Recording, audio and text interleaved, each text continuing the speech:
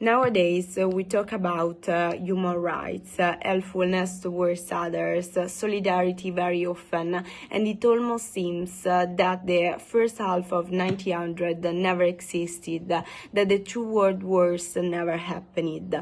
Looks like the rebellions, the fights for human rights that we have now haven't been essential. Feels like that even now half of the world isn't fighting every day against death, against hunger, and against the number one enemy, the mankind. We talk with so much comfort about how women had conquered the right to vote, to have an abortion, to choose, and then on how immigrants have been hosted in centers ready to support, to help and offer them a home.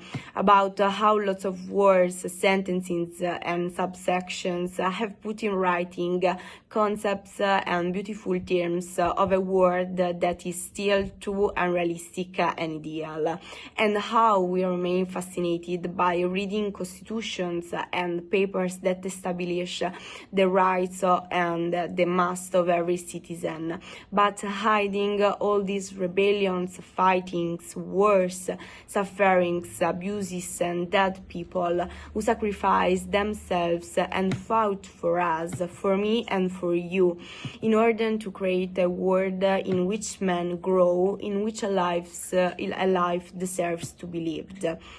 And with the time, we became more and more blind, more and more deaf. We avoid talking about what's wrong in this world. We prefer to talk about how we don't have those problems, about the thing in which we are better. We justify ourselves and we protect our little and secure world without doing anything if we meet someone whose life is clearly falling apart, who isn't in good health conditions or that needs help. Sometimes I wonder how even ancient Greeks and Romans themselves were much more advanced and smarter than us. You know why? Because in front of something that upset them, intrigued them, worried them, or scared them, they didn't act like us. They didn't look away, didn't ignore, quite the opposite. They interacted, asking for the problem and tried to find a solution together, men with men, at the risk of being inappropriated. Sure enough, I didn't consent to appear intrusive or inappropriated because the goal was to cancel or skip the abstraction and the limit created by prejudice, by appearance, by ignorance, in the name of the humanity, and on the basis of all men should care about what is human idea. There's a verse by Terentius, a great Roman playwright, that expresses the concept which lies at the bottom of the modern idea of humanity and of their time, that is, homo sum, humans nil, a me alienum puto, whose translation is, I'm a man, nothing human, I believe, is alien to me.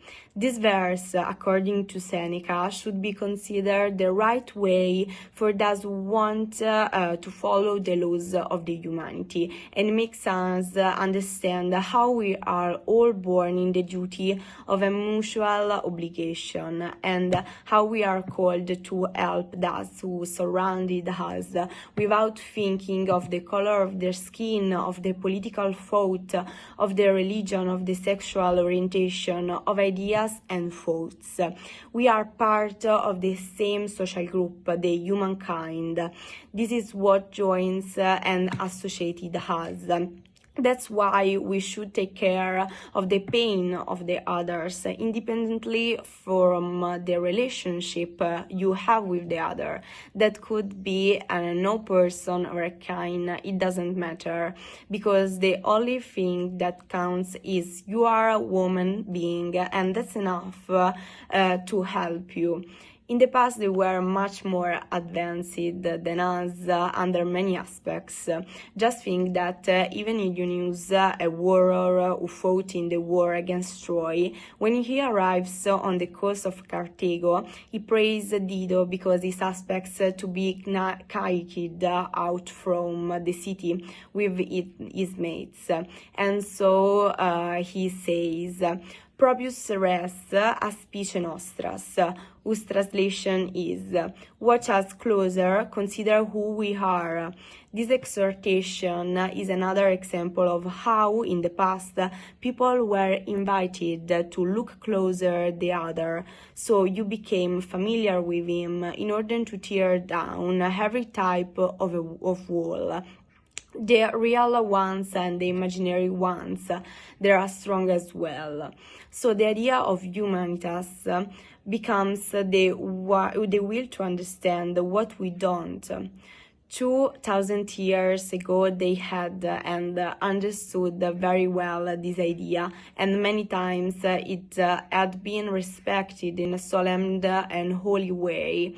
Herodotus knew this idea, and in every journey he made, he wrote down in his histories how it was satisfying, interesting, and extraordinary to discover new people, new traditions, new ways of life, and how every man he met during his trips made him richer and richer as a person, as a human being, and he treasured every little object that was gift to him, every little word that was said to him, every little history that was told him, and he brought everything inside him, ready to share the word and the knowledge he had learned, and very few knew.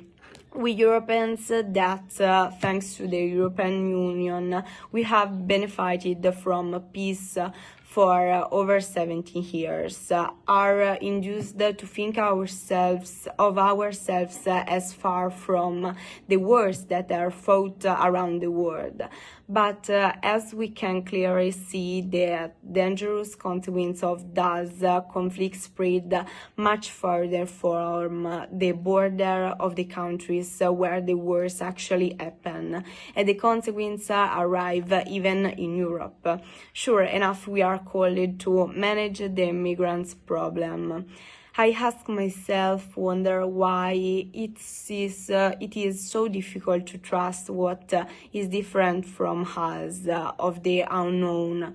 Why the ancients were so good at not creating worlds or at demolishing them, and we often don't even speak to our neighbor because we don't trust him, because on paper, on our constitutions, and in the preamble of the introduction to the Universal Declaration of Human Rights, it is said how every single human being is called to promote the human rights of everyone living, the freedom of the press, and of choosing when in reality we aren't able to help people in need, when we attack and judge with racism, hubris, and ignorance. We should learn from the ancient Greeks and ancient Romans. They really understood something about kindness, solidarity, and willingness towards others.